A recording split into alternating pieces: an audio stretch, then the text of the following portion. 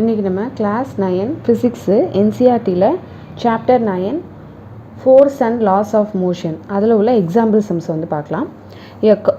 A constant force acts on an object of mass 5 kg for a duration of 2 seconds. It increases the object velocity from 3 meter per second to 7 meter per second. Find the magnitude of the applied force. Now, if the force was applied for a duration of 5 seconds, what would be the final velocity of the object? இதில் வந்து ஒரு ஆப்ஜெக்டோட mass வந்து கொடுத்துட்டாங்க, time duration கொடுத்துட்டாங்க. இது வந்து initial velocity, இது வந்து ஃபைனல் வெலாசிட்டி. ஸோ அதில் உள்ள அந்த ஃபோர்ஸ் வந்து கண்டுபிடிக்க சொல்கிறாங்க. அதுக்கப்புறமா டியூரேஷன் வந்து மாற்றிட்டு அதுக்கப்புறம் ஃபைனல் வெலாசிட்டியும் வந்து கண்டுபிடிக்க சொல்கிறாங்க. ஸோ இப்போ நம்ம எழுதிடலாம். Mass of an object m equal to 5 kg. Time t equal to 2 seconds. இப்போ இனிஷியல் வெலாசிட்டியும் கொடுத்துட்டாங்க, ஃபைனல் வெலாசிட்டியும் கொடுத்துட்டாங்க. So initial velocity u equal to 3 meter per second.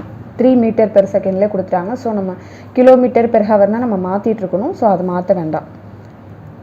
Final velocity v equal to 7 meter per second. இப்போ நம்மளை வந்து force வந்து find the magnitude of the applied force வந்து கண்டுபிடிக்க சொல்கிறாங்க.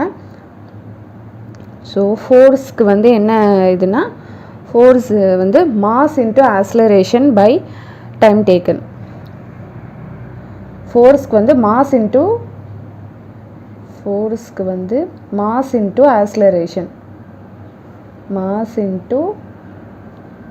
ஆக்ஸலரேஷன். ஸோ ஆக்ஸலரேஷனோட ஃபார்முலா வந்து v minus u by t. So அதையும் இதோட சேர்த்து அப்ளை பண்ணிடலாமா? So m into v minus u by t. இப்போ மாஸ் எவ்வளோ? 5 இன்ட்டு v எவ்வளோ? 7. Final velocity minus initial velocity தானே. ஸோ மைனஸ் 3 பை டைம் வந்து 2. 5 இது வந்து 7 3னா இப்போ 4. 5 into 4 by 2 equal to 5 4s are 20. So 20 by 2னா 10 நியூட்டன். அப்போ ஃபோர்ஸ் ஈக்குவல் டு 10 நியூட்டன். ஆனால் இதோட அவங்க விடலை. அதுக்கப்புறமா என்ன சொல்கிறாங்கன்னா, now if the force was applied for a duration of 5 seconds. 5 seconds வந்து அந்த டைமை வந்து இப்போ இது வந்து 2 செகண்ட்ஸ் கொடுத்துருக்காங்களா. ஸோ 5 செகண்ட்ஸ் அப்ளை பண்ணி ஃபைனல் வெலாசிட்டியும் வந்து கண்டுபிடிக்க சொல்கிறாங்க. ஸோ இப்போ நம்ம வந்து solve the second part of the question நம்ம வந்து solve பண்ணணும். Now solve the second part of the question. If the force was இந்த force apply பண்ணி if the force was applied time டியூரேஷனை வந்து சேஞ்ச் பண்ணி ஃபைனல் வெலாசிட்டி வந்து கண்டுபிடிக்க சொல்கிறாங்க.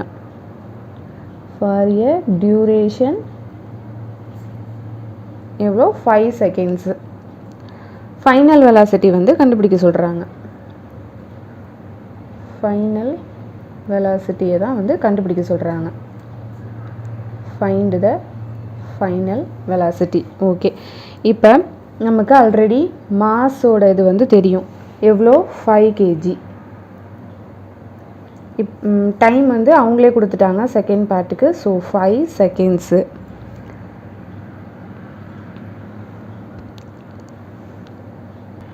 இந்த ஃபோர்ஸை தானே அப்ளை பண்ண சொல்கிறாங்க. ஸோ ஃபோர்ஸ் வந்து 10 நியூட்டனு. அடுத்து இனிஷியல் வெலாசிட்டி வந்து இந்த இனிஷியல் வெலாசிட்டியை நம்ம வந்து எடுத்துக்கலாம். ஃபைனல் வெலாசிட்டி தான் நம்ம கண்டுபிடிக்கணும். ஸோ இனிஷியல் வெலாசிட்டி வந்து u equal to 3 meter per second. இதே நம்ம எடுத்துக்கலாம். இப்போ நம்ம எதை வந்து கண்டுபிடிக்கணும்? ஃபைனல் வெலாசிட்டி தான் நம்ம வந்து கண்டுபிடிக்கணும். Final velocity v equal to இதான் நம்ம வந்து கண்டுபிடிக்கணும். ஸோ இங்கே போடுறேன்.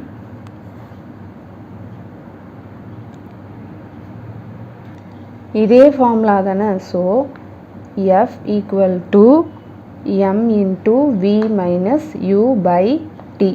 ஃபோர்ஸ் இந்த இதில் தானே நம்ம அப்ளை பண்ணாதே வந்துடுமே. இப்போ வந்து ஃபோர்ஸ் வந்து நமக்கு கிடச்சிருச்சு. ஸோ 10. மாஸ் வந்து 5 இன்ட்டு v எவ்வளோ, v தான் நம்ம வந்து கண்டுபிடிக்கணும். ஸோ v அப்படியே வச்சுக்கலாம். மைனஸ் u வந்து எவ்வளோ 3.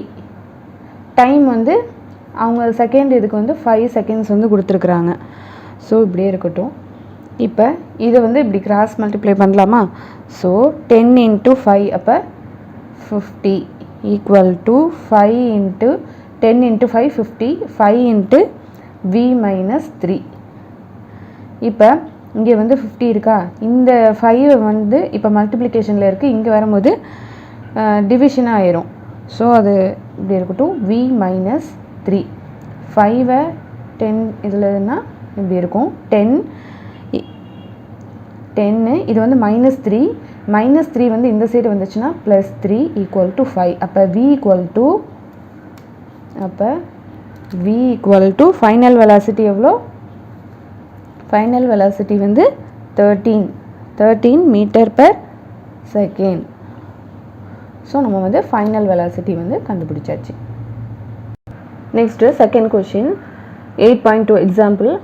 which would require a greater force அப்படின்னு கேட்குறாங்க. ஆக்சிலரேட்டிங் மாஸ் வந்து கொடுத்துட்டாங்க 2, அதாவது மாஸ் 1 மாஸ் 2 வந்து கொடுத்துட்டாங்க.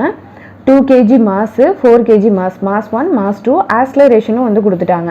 ஸோ அதை வச்சு நம்ம வந்து கண்டுபிடிக்கணும் எது வந்து கிரேட்டர் ஃபோர்ஸ் அப்படின்னு வந்து நம்ம கண்டுபிடிக்கணும். இப்போ ஃபோர்ஸோட ஃபார்முலா வந்து மாஸ் இன்ட்டு ஆக்சிலரேஷன். அப்போ இதை வந்து நம்ம மாஸ் 1 வந்து வச்சுக்கலாம், இதை வந்து மாஸ் 2ன்னு வச்சுக்கலாம். இங்கே கேஜின்னு கொடுத்துருக்காங்களா. ஸோ இது வந்து மாஸ் 1, இது மாஸ் 2.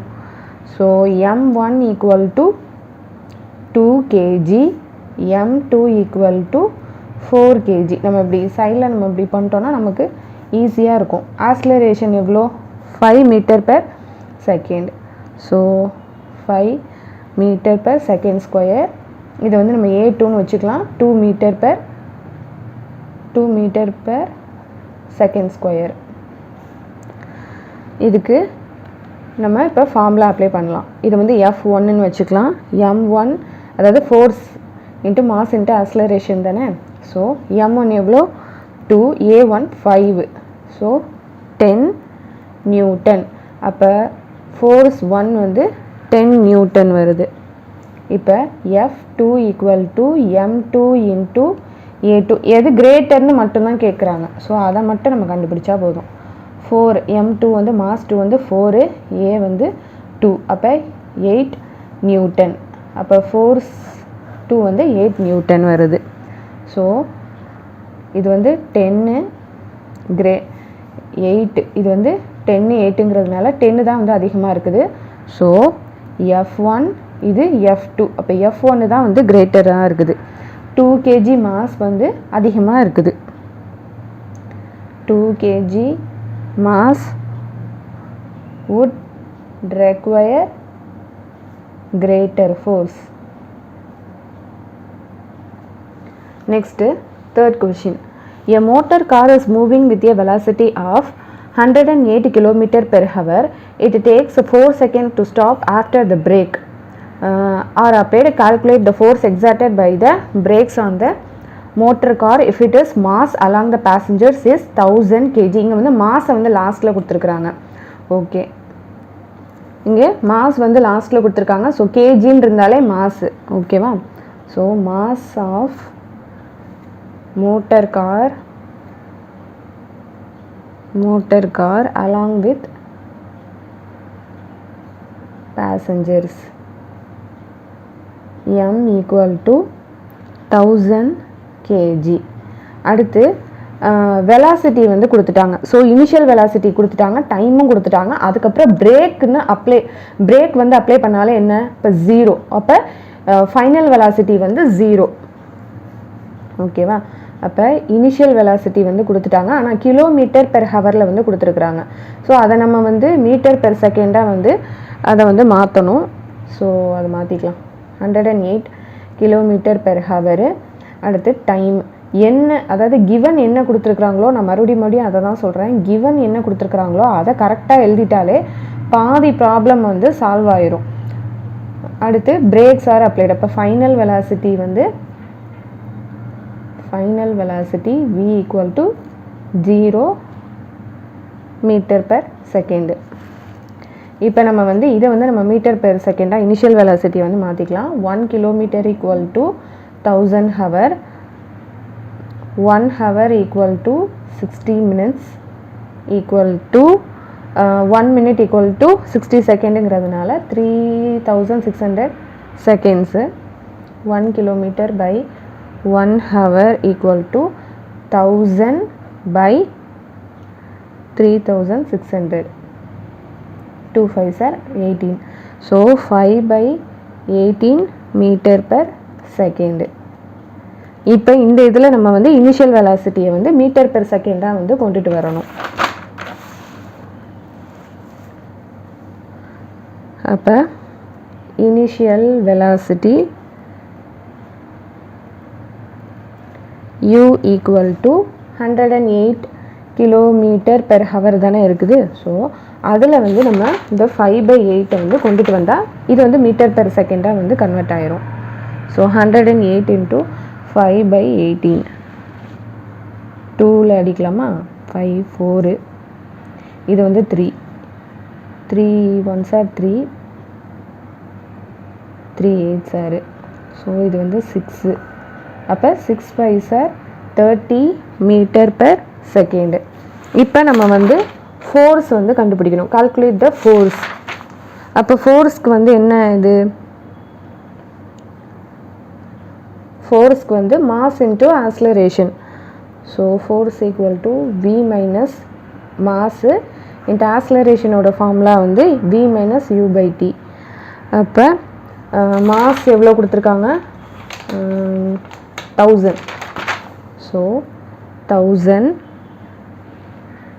v எவ்வளோ? நம்ம ஃபைனல் வெலாசிட்டி வந்து பிரேக்ஸ் அப்ளை பண்ணுறதுனால நம்ம வந்து என்ன பண்ணோம்? 0 அப்படின்னு நம்ம போட்டோம். u வந்து இந்த இருக்குது 30.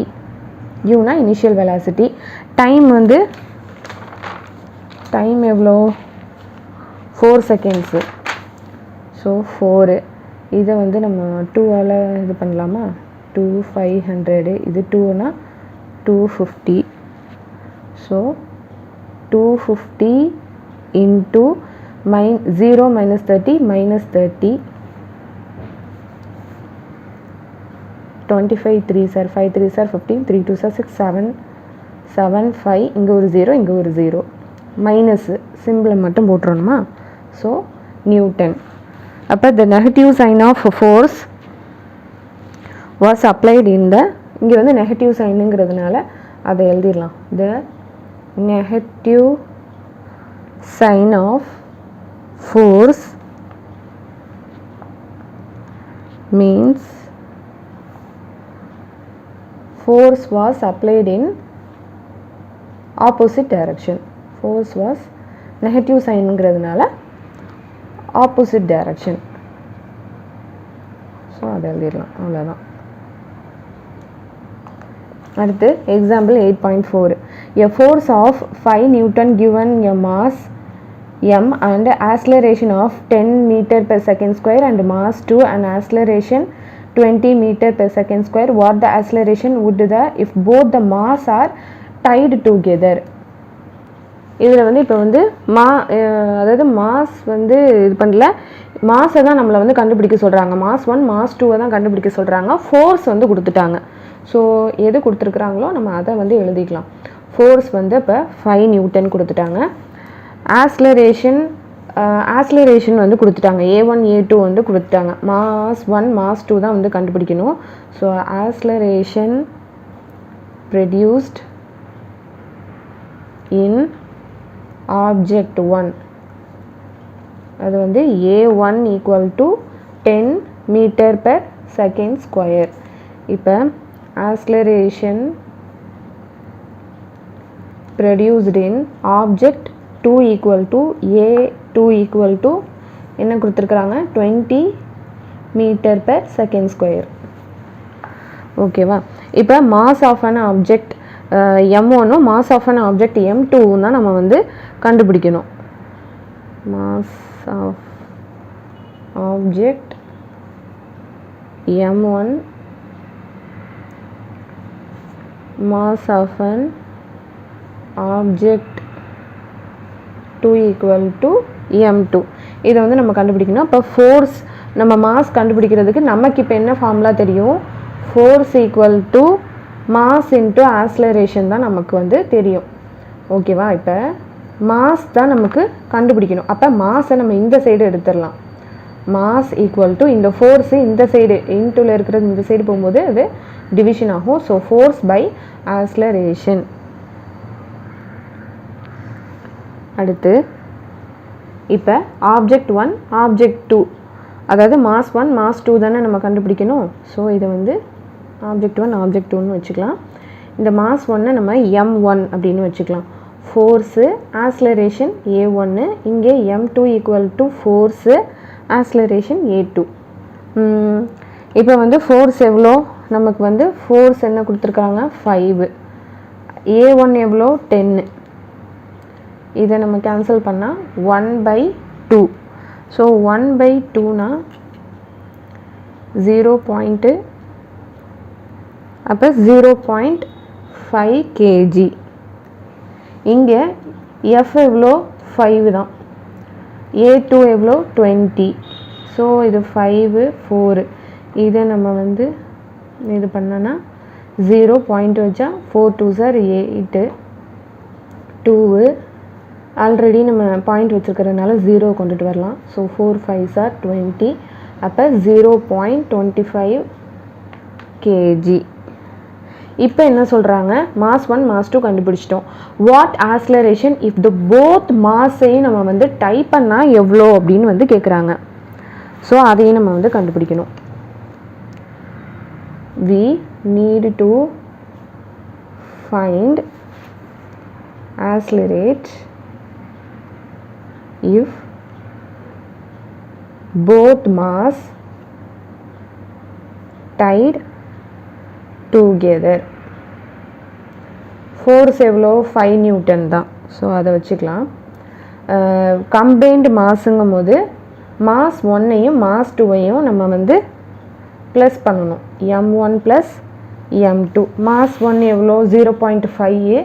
மாஸ் 2 வந்து 0.25. ஸோ அதை நம்ம வந்து ப்ளஸ் பண்ணிக்கலாம். 0.5 ப்ளஸ் 0.25 0.25 0.5. அப்போ 0.75 கிலோகிராம். இப்போ நம்ம வந்து இந்த ஃபோர்ஸ் இதிலே நம்ம வந்து force equal to mass into acceleration. இப்போ நம்ம வந்து இதில் வந்து என்ன கேட்குறாங்க?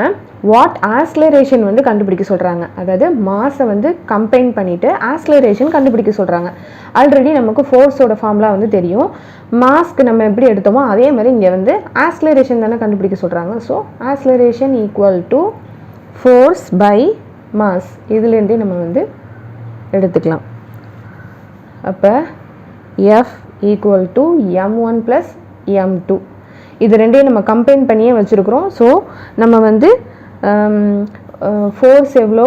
5. இது ரெண்டும் கம்பைன் பண்ணியே இருக்கிறதுனால நம்ம 0.75 நம்ம வந்து எடுத்துக்கலாம். இப்போ இதுக்கப்புறம் வந்து நான் வந்து இங்கே போடுறேன். 5 0.75 நம்ம எப்படி எடுக்கலாம்னா, இந்த 0.75 நம்ம எப்படி போடலாம் அப்படின்னாக்க 3 0. இங்கே 3னா 7 4s are 28 2 20.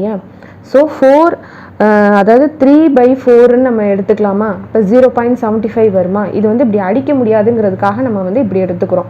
3/4 நம்ம வந்து எடுத்துக்கிறோம். ஸோ 5/3/4. இப்போ 5 நம்ம அப்படியே வச்சுக்கலாம். இந்த 3/4 வந்து இந்த சைடு போனோன்னா 4/3, அதாவது ரெசிப்ரோக்கல் வந்து இந்த சைடு போனோன்னா 4/3ன்னு வரும். அப்போ 5 4s are 20, 20/3. இப்போ வந்து 320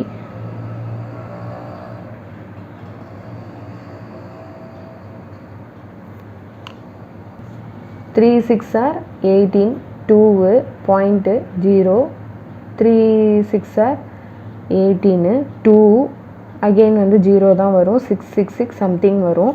அதனால் 6.67 நம்ம எடுத்துக்கலாம். ஏன்னா இங்கே 5க்கு மேலே வந்து வேல்யூ வர்றதுனால நம்ம வந்து என்ன எடுத்துக்கலாம், 6.67 மீட்டர்/செகண்ட் ஸ்கொயர். ஆக்ஸலரேஷன் வந்தாலே மீட்டர்/செகண்ட் ஸ்கொயர்னு வரும். ஸோ ஆக்ஸலரேஷன் நம்ம கண்டுபிடிச்சாச்சு. அதாவது இதில் வந்து ஃபோர்ஸ் கொடுத்துட்டாங்க, ஆக்ஸலரேஷன் வந்து A1 A2 கொடுத்துட்டாங்க, மாஸ் M1 M2 வந்து நம்ம கண்டுபிடிச்சிட்டோம். M1 M2 இதை இப்போ கம்பைன் பண்ணி நம்ம என்ன சொல்கிறாங்க, ஆக்ஸலரேஷன் வந்து கண்டுபிடிக்க சொல்கிறாங்க. ஸோ மாஸை வந்து நம்ம கம்பைன் பண்ணிட்டோம், ஆக்ஸலரேஷனும் நம்ம வந்து கண்டுபிடிச்சாச்சு. அடுத்து 5th question. The velocity time graph of a ball of mass 20 gram moving along a straight line on a long table. ஒரு ஃபிகர் வந்து கொடுத்துருக்காங்க, ஒரு கிராஃப் வந்து கொடுத்துருக்காங்க. இது வந்து டைமு, இது வந்து வெலாசிட்டி. டைம் வந்து 1 2 3 4 அப் டு 11 வரையும் கொடுத்துருக்காங்க. வெலாசிட்டியை வந்து சென்டிமீட்டர்/ஸ்கொயரில் வந்து கொடுத்துருக்குறாங்க. ஓகே, இப்போ வந்து இது வந்து 20 சென்டிமீட்டர், இங்கே வந்து 10 செகண்ட்ஸ் வந்து கொடுத்துருக்காங்க. இப்போ the velocity time graph of a ball of the mass வந்து 20 கிராம், மாஸ் வந்து 20 கிராம்னு கொடுத்துட்டாங்க. அலாங் த ஒரு ஸ்ட்ரைட் லைனில் வந்து ஒரு லாங் டேபிளில் கிராஃபும் வந்து கொடுத்துட்டாங்க. இப்போ இனிஷியல் வெலாசிட்டி கண்டுபிடிக்கணும். அடுத்து ஃபைனல் வெலாசிட்டி என்னங்கிறத இது பண்ணணும். டைம் 0 செகண்ட்ஸில் வந்து இனிஷியல் வெலாசிட்டி வந்து 20 சென்டிமீட்டர். இங்கே வந்து சென்டிமீட்டர்/ஸ்கொயருங்கிறதுனால இது வந்து நம்ம சென்டிமீட்டரில் தான் எடுக்கணும். So initial velocity U equal to 20 cm/s.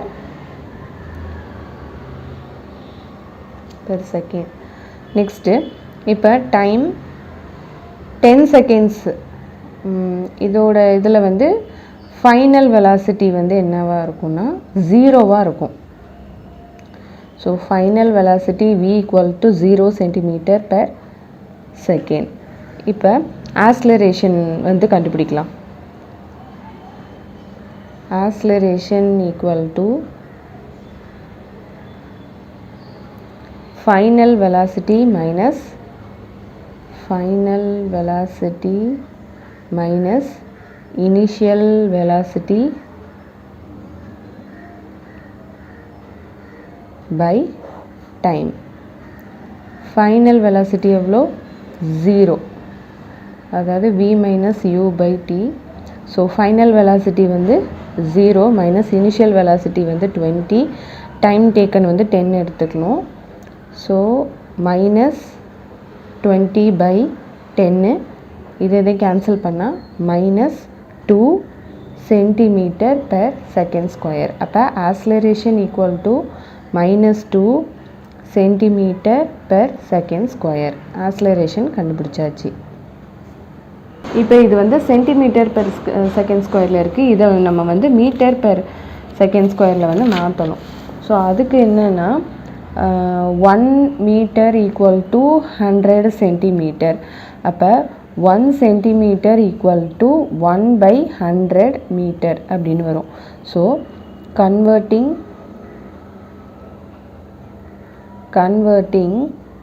To மீட்டர்/s². நம்ம வந்து மீட்டர்/s² வந்து கன்வெர்ட் பண்ணணும். ஸோ இங்கே வந்து -2 இருக்குது. ஸோ -2/100 மீட்டர்/s². ஸோ இதை நம்ம வந்து டிவைட் பண்ணால் 0 பாயிண்ட் வச்சு இங்கே 0 வரும், மறுபடியும் 0 இது பண்ணால் 200 வரும். 100 2s are 200. அப்போ 0.02 மீட்டர்/s². இதை நம்ம வந்து கன்வெர்ட் பண்ணியாச்சு. இப்போ மாஸ் ஆஃப் த பால் வந்து எவ்வளோ கொடுத்துருக்காங்க, மாஸ் ஆஃப் த அந்த பால் வந்து எவ்வளோ கொடுத்துருக்காங்கன்னா 20 கிராம் வந்து கொடுத்துருக்குறாங்க. ஸோ இதை வந்து நம்ம வந்து கிலோகிராமாக வந்து நம்ம வந்து கன்வெர்ட் பண்ணிக்கணும். So 1 kilogram equal to 1000 gram. அப்போ 20/1000 இதை நம்ம வந்து டிவைட் பண்ணிக்கலாம். இப்போ 0 பாயிண்ட் வச்சா இங்கே 200ன்னு வரும். மறுபடியும் அகெயின் 0 போட்டால் இங்கே 2000. So 1000 into 2000. அப்போ 0.02 kg. அதாவது கிராமை வந்து நம்ம கிலோகிராமாக நம்ம வந்து கன்வெர்ட் பண்ணிக்கணும். ஸோ இதுவும் கிடச்சாச்சு. இப்போ நம்ம வந்து என்ன கேட்குறாங்கன்னா ஃபோர்ஸ் தான் வந்து கண்டுபிடிக்க சொல்கிறாங்க. So force equal to mass into acceleration. மாஸும் நமக்கு கிராமை வந்து கிலோகிராமாக வந்து கண்டுபிடிச்சாச்சு. ஸோ ஆக்ஸலரேஷனும் நம்ம வந்து கண்டுபிடிச்சாச்சு. இப்போ மாஸ் எவ்வளோ 0.02 இன்ட்டு ஆக்ஸலரேஷன் எவ்வளோனா ஆக்ஸலரேஷன் வந்து இங்கே வந்து மைனஸில் இங்கே வந்து -2 இருக்கிறதுனால இது மைனஸு. ஸோ -0.02. இப்போ இதையும் நம்ம மல்டிப்ளை பண்ணோன்னா நமக்கு ஆன்சர் வந்துடும். 02 2 2s are 4 0 0 இது எல்லாமே 0 தான். ஸோ 0வால் இது பண்ணதுனால 0 0 0 0. இப்போ இங்கே ஒரு 2 பாயிண்ட் தள்ளி இருக்குது. இங்கே 2 பாயிண்ட்னா இப்போ 4 பாயிண்ட் தள்ளி வைப்போம். அப்போ இங்கே வந்து மைனஸ் சிம்பிள். அப்போ -0.0004 நியூட்டன். ஸோ ஃபஸ்ட்டு 5 எக்ஸாம்பிள்ஸ் வந்து நம்ம முடிச்சாச்சு.